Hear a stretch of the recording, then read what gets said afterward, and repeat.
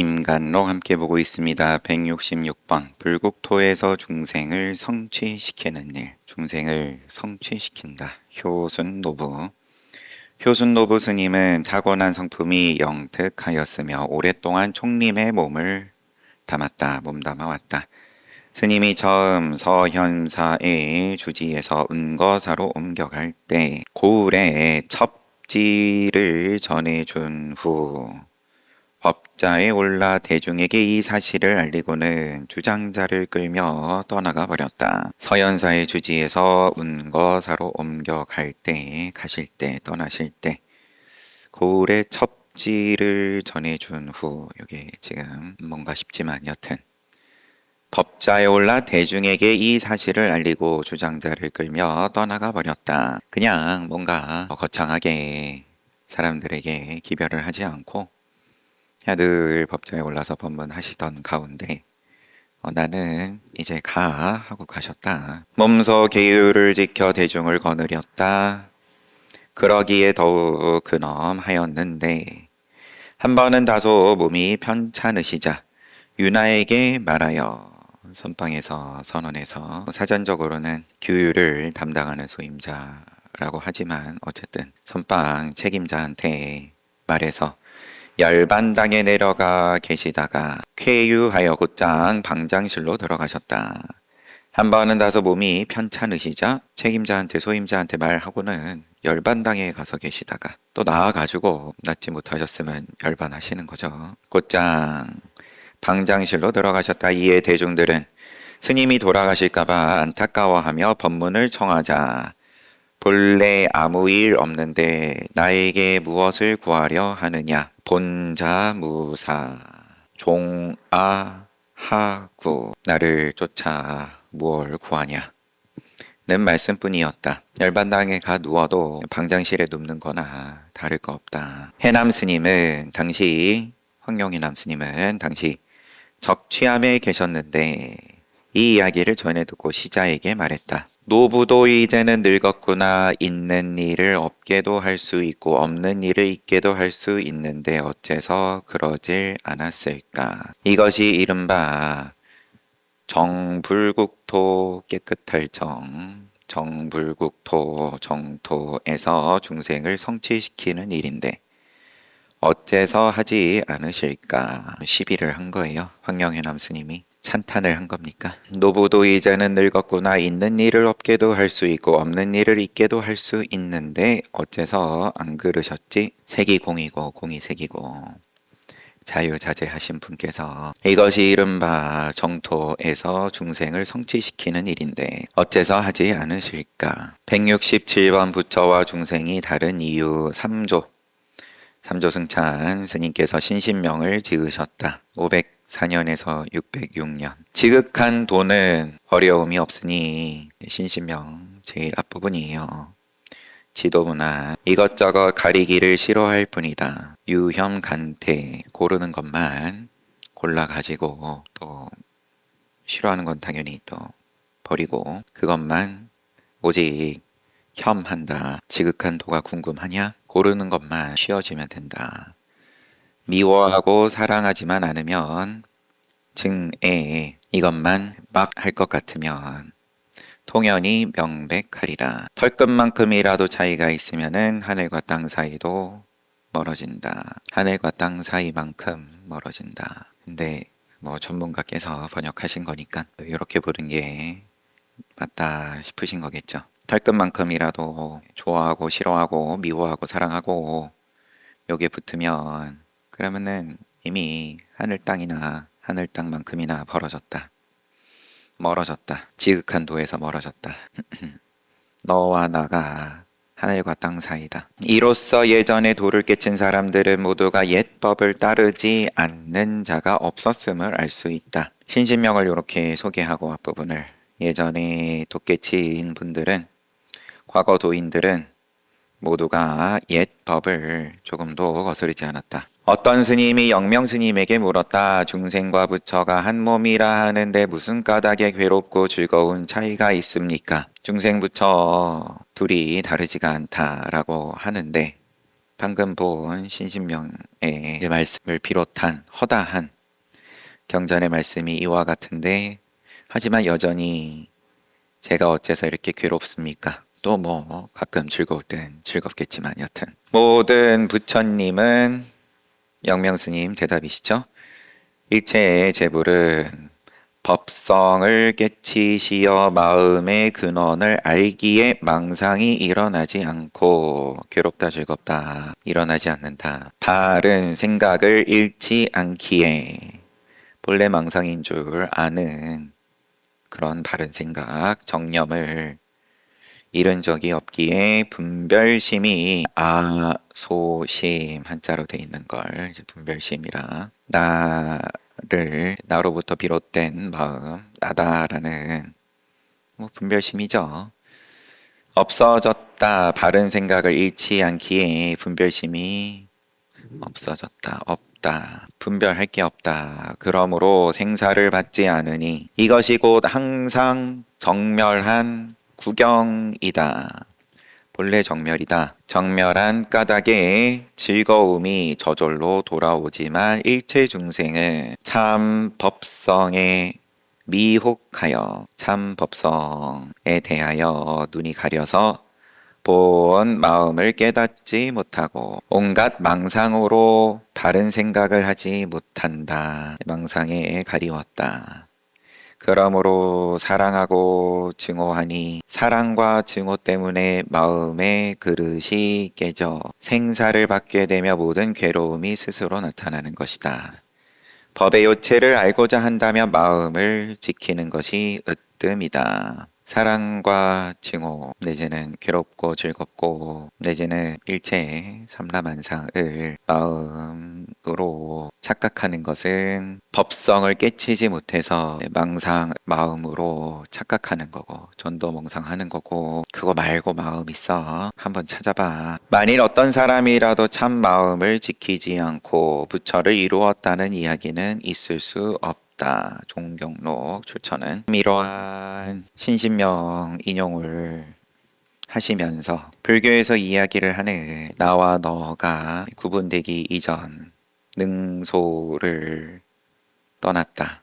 부처 중생을 떠났다. 다 긍정한다. 그런 게 도대체 무슨 소리냐. 신신명 빌려가지고 지극한 도는 어려울 거 없다. 이것저것 가리지만 않으면 된다. 이것저것 가린다는 것이 증하는 거고 또 애하는 거고. 아닌데요. 제가 언제 증오했다고. 그럼 이제 시작부터 첫걸음부터, 그래 그러면은 나중에 좀 더 절실해지면 보자. 아니면은 인연 있는 선지식 보면 돼. 나중에 숨이 꼴깍꼴깍 할 때, 풍요로울 때는 가리는 게 늘 재밌죠. 좋은 거, 더 좋은 거, 어디가 맛집이더라, 뭐 이런 거는 해봐야 된다.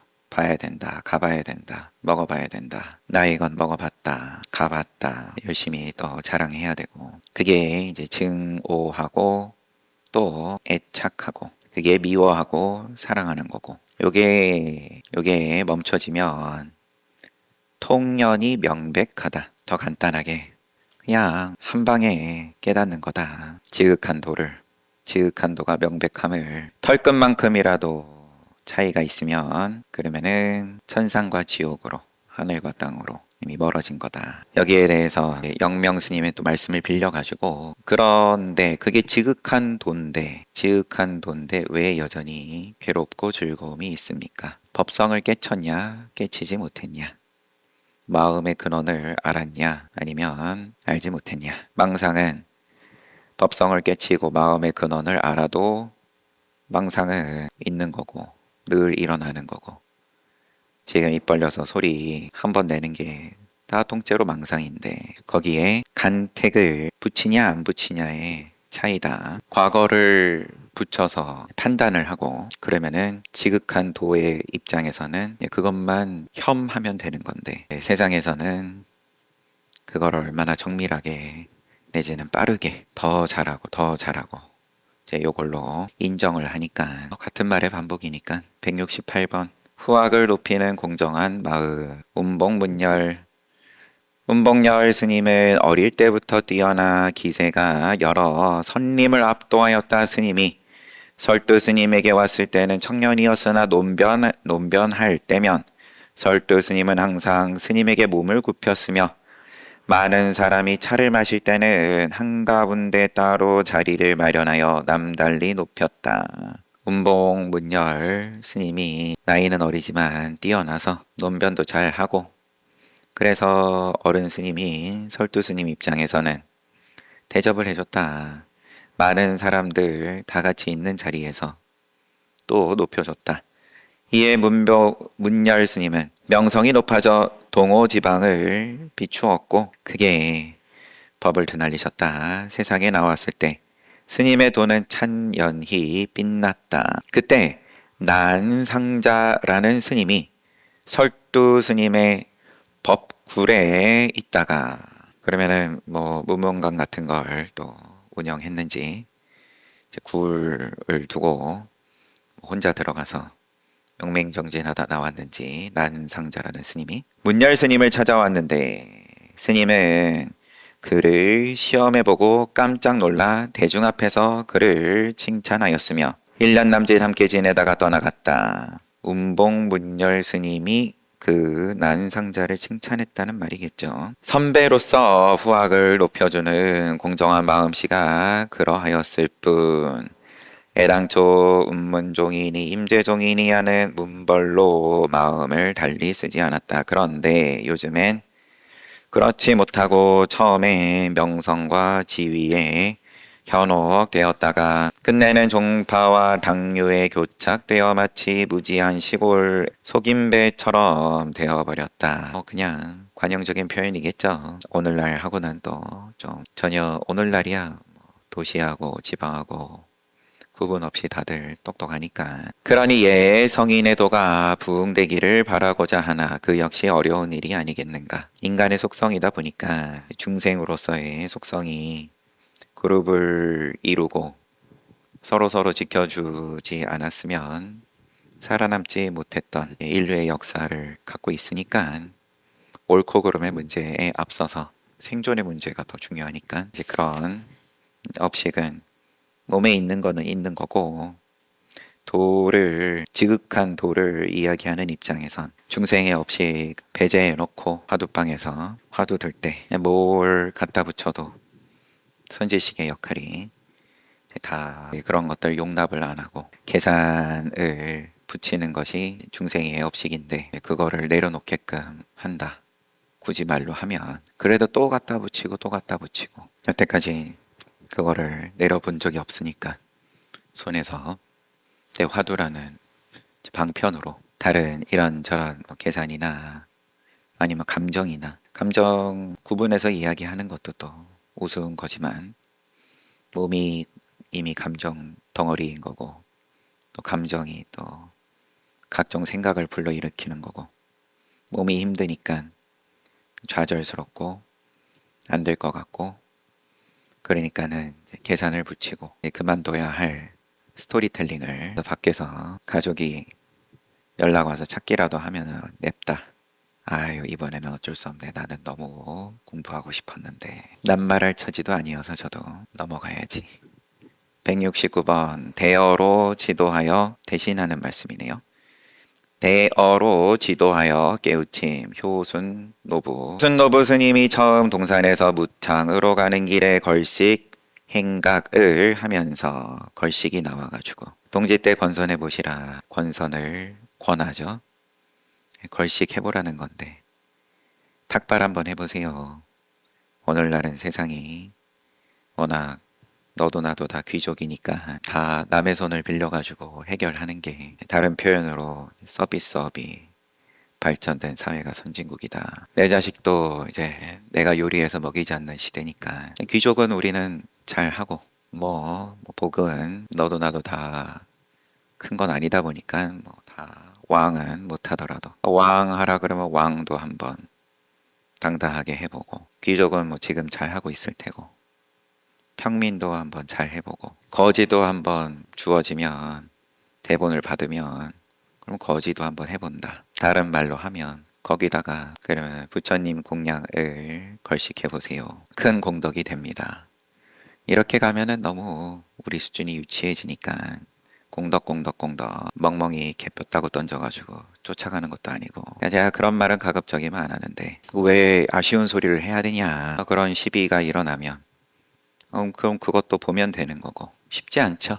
또 상대방도 그렇게 따뜻하고 반갑고 또 다정하게 받아주지 않을 가능성이 훨씬 크고, 그런 거 한번 마주해 보라라는 건데. 그런데 효순노부 스님은 동산에서 무창으로 가는 길에 걸식 행각을 하면서 한 거사의 집에 이르렀다. 거사의 고고한 행실은 그 고을의 존경을 한 몸에 받아 그의 말을 따르지 않는 자가 없었다. 그 거사가, 집주인이 그 마을에서 그러면 존경받는 분이셨습니다. 그런 까닭에 여러 총림의 행각승들이 그곳에 이르면 반드시 그를 먼저 찾아보는 것이 상례였다.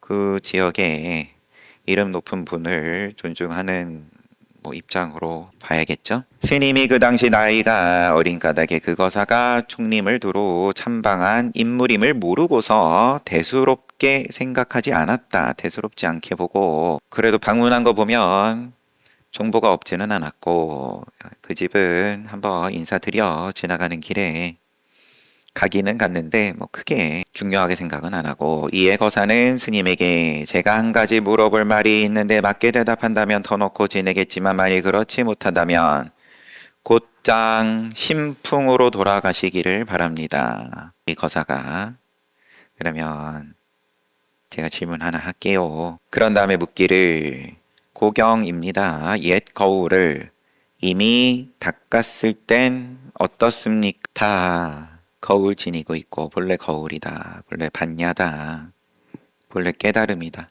근원을 알 수 없는 무시이래로 늘 지니고 또 그거 쓰고 있는 거울인데 이미 닦았을 때는 어떻습니까? 보통 조사가 서쪽에서 오신 뜻이 무엇입니까?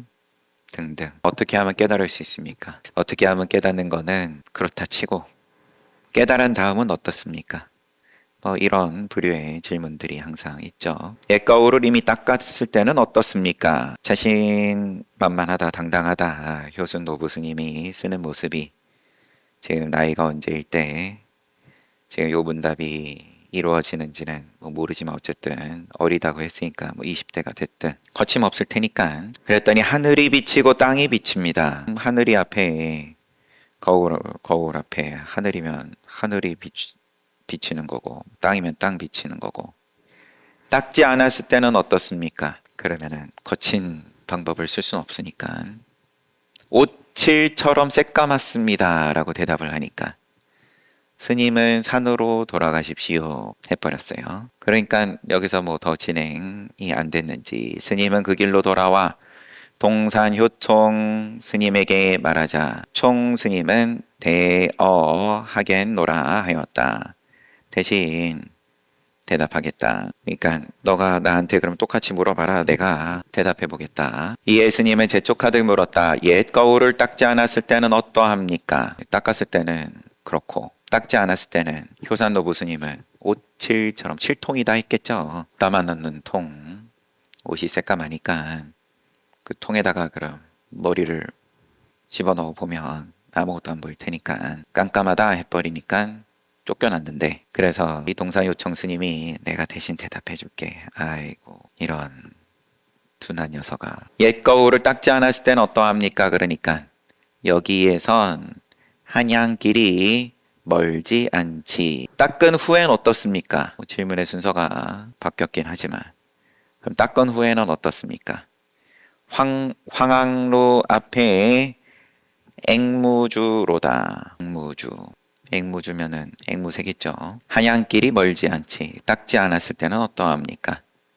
한양길이 멀지 않지. 글쎄 똑바로 읽는 건지 그렇다 하고, 사실 그러면은 선지식 만나서 화두를 들든 뭘 하든 기연이 있어서 깨닫는 것도 깨닫는 거고 다 불성 지니고 있다라는 소리 자체가 돌고 돌다 보면 결국은 근본으로 돌아간다. 다 그럼 이 길 어차피 가는 건데 다 부처 길 가는 중인데 다만 뭘 그렇게 너무 뱅뱅 돌면서 이제 괴로워하면서 멀리 돌아가야 되냐 그 길을. 2년 다 쓸 것 같으면 자기가 온 힘을 다해서 한번 애써 봐서 좀 쉽게 가면 얼마나 좋냐. 옛 거울을 닦지 않았을 때는 어떠합니까? 한양길 멀지 않다. 돌아가나 바로 가나 어차피 다 서울 가는 길인데, 그 어차피 가는 길일 것 같으면 그러면 다 멀지 않은 길이지. 닦은 후에는 어떻습니까? 그러니까 이미 그 안에 들어가 있는데, 화학로 앞에 앵무새다. 이미 서울에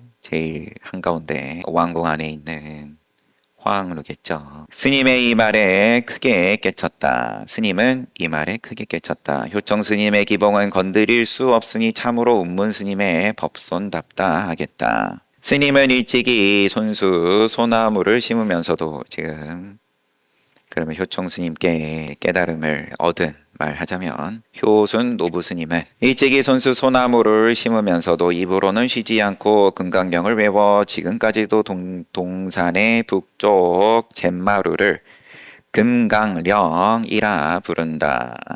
지금은 소나무가 무성하여 하늘에 닿았는데 모두 스님이 손수 심은 소나무이다. 균주 태수 허식이 시를 지어 스님에게 보냈다. 말씀은 전혀 막힘이 없이 조사의 발자취를 드높게 밟으셨네. 깊은 밤이면 높은 바위에 앉으시고 봄이면 물 머금은 소나무를 심으시다. 거울은 법당의 촛불같이 분명하고 산은 달빛 어린 종로의 범종 소리에 답하도다. 산은 달빛 어린 종로의 범종 소리에 답하도다.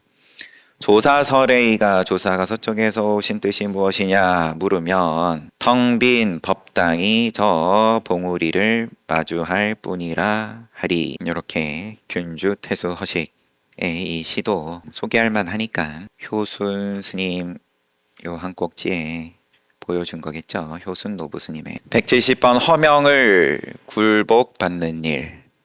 허명을 굴복받는 일. 실력 없이 이름이 드높다. 허명을 굴복받는다. 해남 스님은 오랫동안 늑담 회징 스님에게 귀의하였는데 회징 스님은 그가 이미 깨쳤다 하여 분좌 설법케 하니 반분좌 마가섭과 서가모니 부처님께서 자리를 나누어 앉으시다. 그래서 동등하게 회징 스님이, 해남 스님이 깨달음이 있음을 보시고 이제 그를 스승의 입장으로 높여서 대중들을 이끌게 했다. 남서기의 명성이 일시에 자자하였다. 소임은 서기인데, 그러면은 기록하는 그런 소임인데, 선언에서 해남 스님이 그런데 법상에 올라가서 법을 설하게 하신 거니까 회징 스님이 명성이 당연히 높아졌겠죠. 그러나 스님은 자명 스님의 회하에 이르러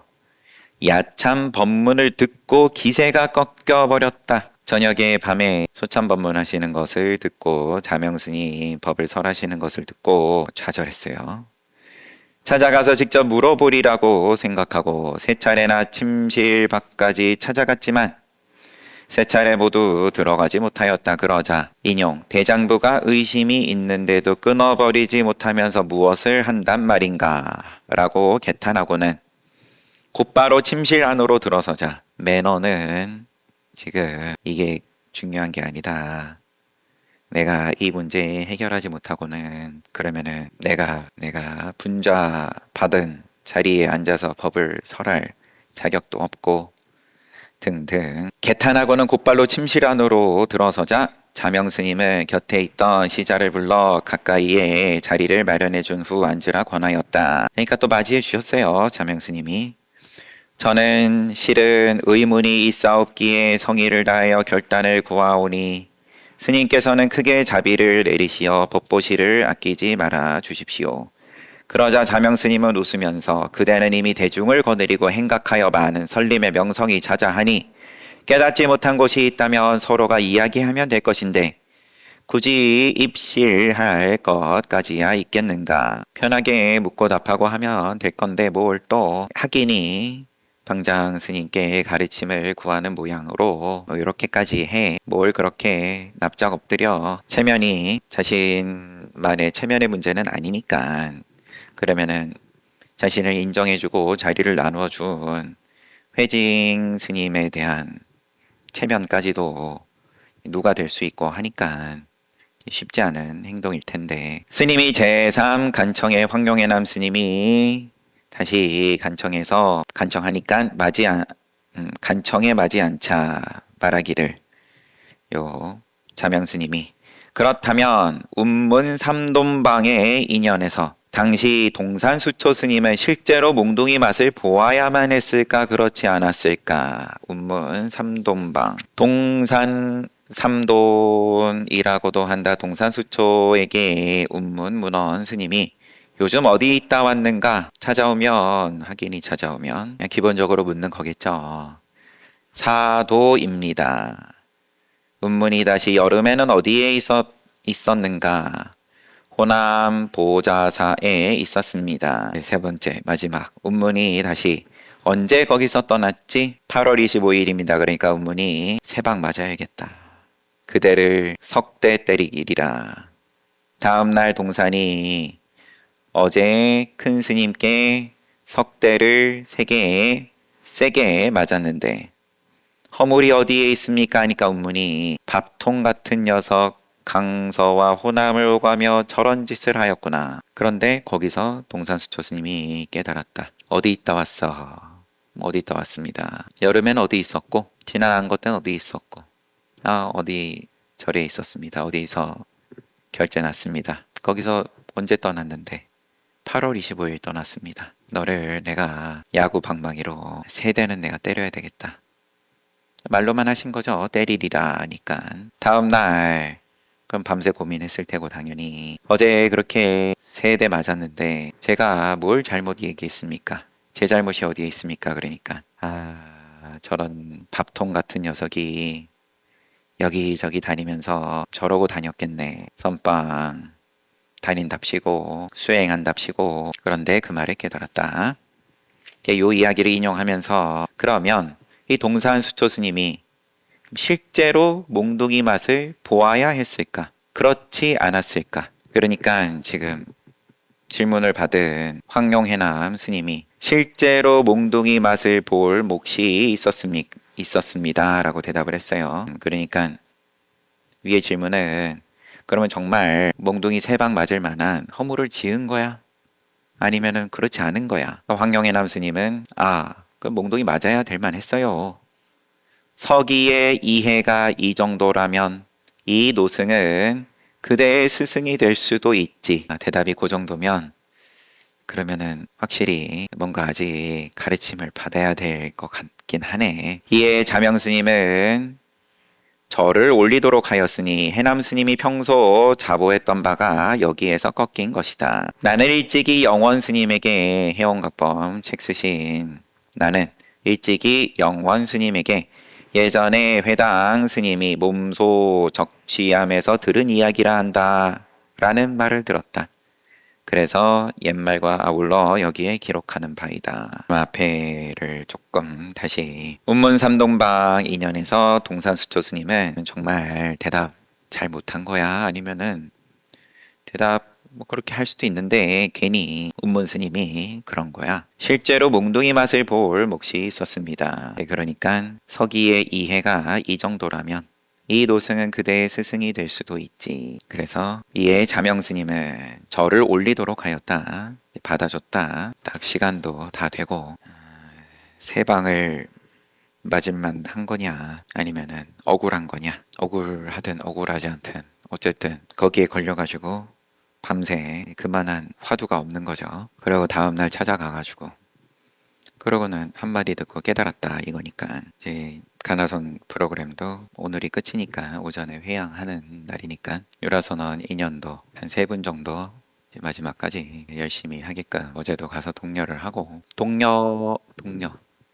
2년을 맺는 거고, 그 이후에 그러면 또 정체인 시간을 어떻게 가지냐, 앞으로 어떻게 살 거냐, 더 간단하게 그러면 여전히 잘 모르겠는데요. 머리로는 뭐 이럴 수도 있고 저럴 수도 있고 각자가 다 뭐 입장이 또 다른 거고 각자의 인연이 또 다 다른 거고 한참 신나서 뻗어나갈 인연이면 뭐 또 그러는 거고 참 아주 납작 엎드려서 고개 들지 않고 그러고 조용히 보낼 인연이면 쉽지 않겠지만 또 그렇게 보내는 거고 근데 왜 누구는 공부하고 난 다음에 저렇게 신이 나고 일도 잘 되고 술술 잘 풀리고 누구는 저렇게 조금이라도 고개를 들라치면 뭐가 와가지고 도로 뒤통수를 잡아 누르고 너무 괴롭다. 그러면 한번 이번 생은 그냥 바닥에다가 이마 대고 한번 잘 지나간다. 뭐 그런 모습들을 우리가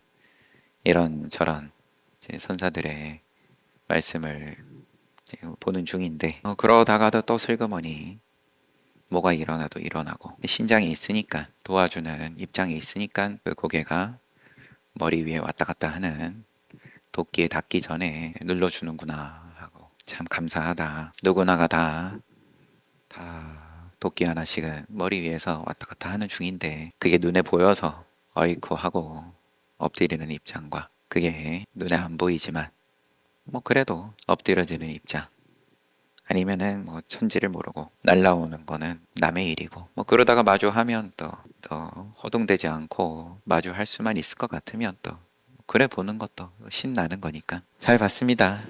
쉬었다 정진합시다.